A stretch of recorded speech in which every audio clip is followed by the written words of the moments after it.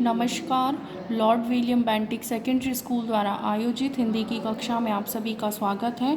आज हम पढ़ रहे हैं पाठ 6 हिंदी वसंत से भगवान के डाकिए। प्रस्तुत कविता जो है वो रामधारी सिंह दिनकर द्वारा लिखित है।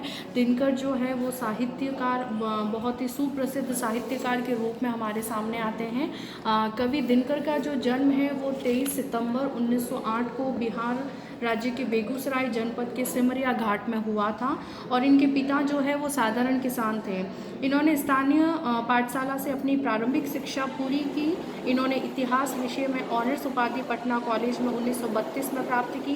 बाद में इन्होंने सन 1947 में 1952 तक जनसंपर्क विभाग में निर्देशक पद पर कार्य किया।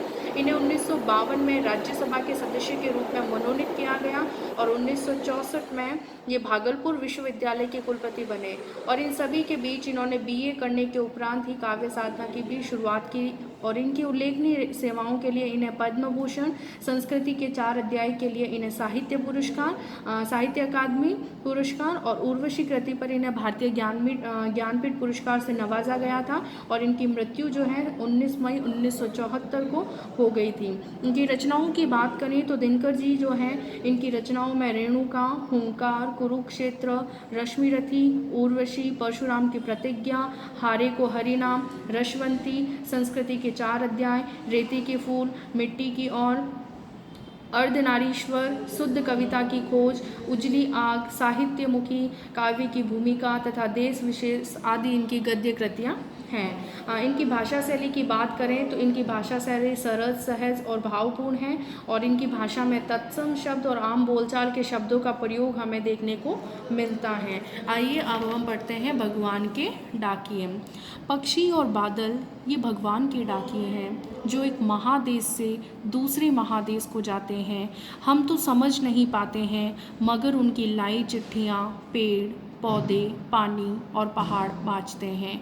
हम तो केवल यहाँ आंकते हैं कि एक देश की धरती दूसरे देश को सुगंध भेजती है और वह सौरभ हवा में तैरते हुए पक्षियों की पाँखों पर तिरता है और एक देश का भाव दूसरे देश में पानी बनकर गिरता है। यहाँ कवि ने संपूर्ण पृथ्वी को वसुधैव कुटुंबकम के रूप में हमारे सामने रखा है। रामधारी सिंह दिनकर ऐसा मानते हैं कि कोई जातीय भेदभाव नहीं है, कोई देश की सीमाएं जो है वो मानवता के गुण को दूर नहीं कर सकती है।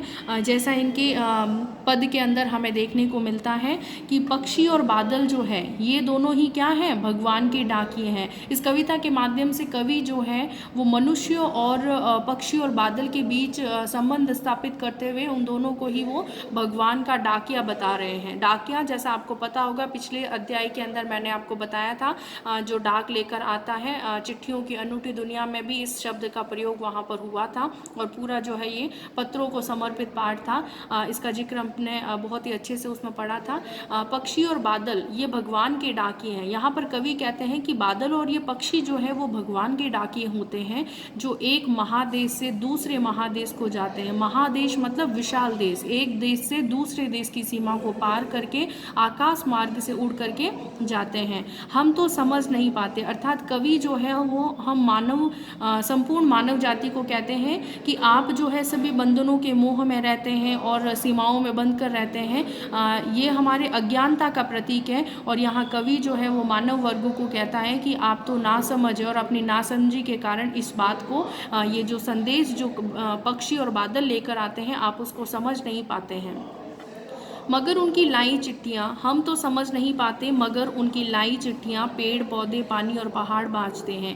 यहाँ पर कवि कहते हैं कि इनका पक्षी और बादल जो है ये दोनों भगवान के डाकिए हैं और इनके द्वारा जो संदेश आता है वो इन्हीं की भाषा में भगवान का संदेश होता है, लेकिन हम अपनी नासमझी के कारण हम उसे समझ नहीं पाते हैं। जबकि इनका जो संदेश है पेड़, पौधे, पानी और पहाड़ जो है वो संदेश हम सबके बीच में रखते हैं, लेकिन हम हम अपनी नासमझी से उसे समझ नहीं पाते हैं। हम तो केवल यह आंकते हैं हम तो केवल यह आंकते हैं कि एक देश की धरती दूसरे देश को सुगंध भेजती है। ऐसा देखिए, यहाँ इस पंक्ति का कवि का तात्पर्य है कि जिस प्रकार से एक पुष्प जो है, ऐसा नहीं है कि जिस एरिया में पुष्प लगे हैं वो वही सुगंध देंगे, बल्कि उसके पास वाले जो मैदान में भी वहाँ उसकी खुशबू पहुँचती है। तो एक देश की धरती पर जो पेड़ पौधे लगे हैं, उस पर जो पुष्प खिल रहे हैं, उसकी सुगंध जो है वो दूसरे देश में भी जाती है हवा के माध्यम से।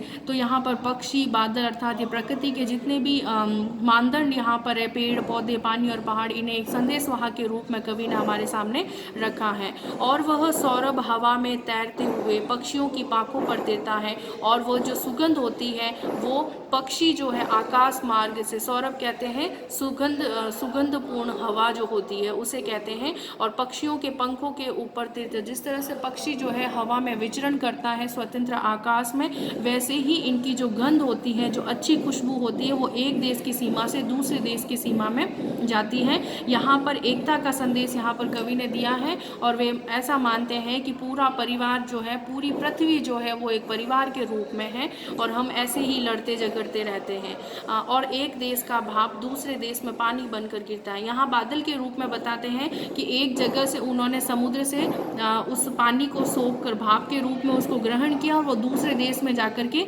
बरस जाते हैं। और ये ईश्वर का एक संदेश है कि संपूर्ण मानव जाति जो है वो एक ही जाति के रूप में है, और उनमें कोई भेदभाव नहीं है। और यहाँ पर वसुदेव कुटुंबकम की बात की है, और यहाँ पर एकता की बात कवि ने हमारे सामने रखी है। धन्यवाद।